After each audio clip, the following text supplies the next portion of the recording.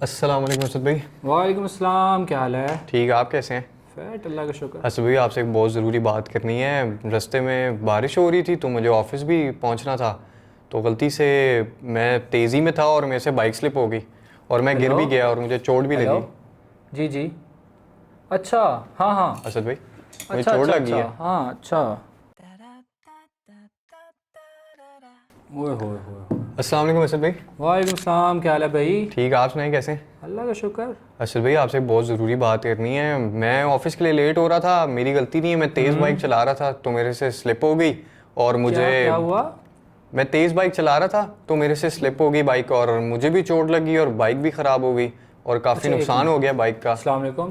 اچھا، وہ میں نے آپ کو بھیج دیا تو اس کے بارے میں ذرا اس کو دیکھ لیجیے گا، ریویو کر کے مجھے بتائیے گا، ٹھیک ہے؟ السلام علیکم. اچھا بھائی مجھے چوٹ لگ گئی اور بائک کا بھی کافی نقصان ہو گیا ہے. میں گرا بھی ہوں اور مجھے درد بھی کافی ہو رہا ہے.